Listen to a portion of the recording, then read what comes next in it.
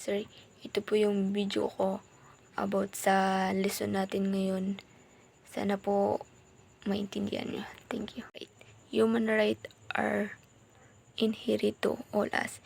Ito yung may sarili ng right mula pinanganak ka sa mundong ito.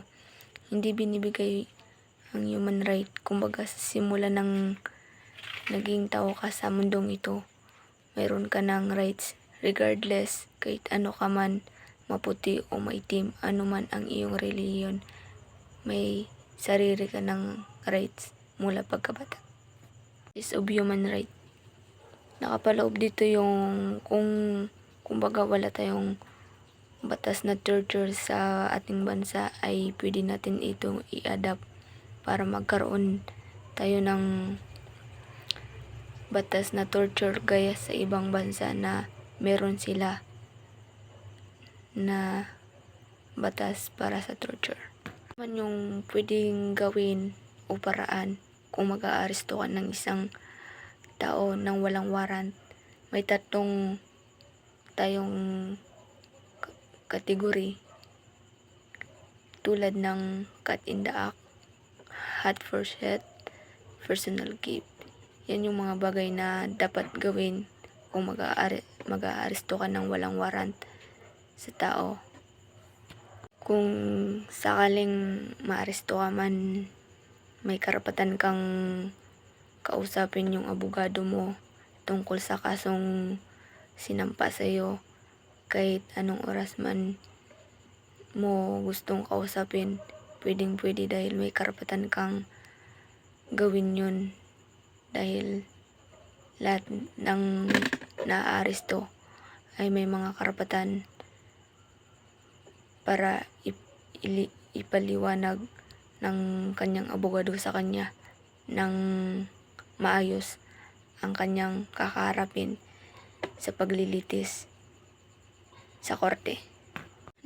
Local sources of the right to due process in criminal cases. Ito yung mga tamang proseso. Right to due process ay isang mahalagang karapatan sa ilalim ng batas, lalo na sa mga may kasong kriminal. Sa Pilipinas, ang mga lokal na pinagmumulan ng karapatan ito ay matatagpuan sa iba't ibang batas at saligang batas. Number 1, Section 1, Article 3 of the 1987 Constitution.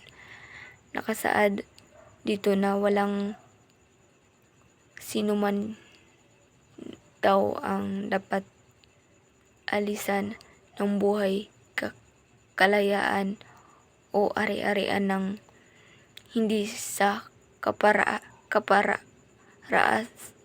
kaparaanan ng batas ni pagkaitan ng pantay na pangangalaga ng batas.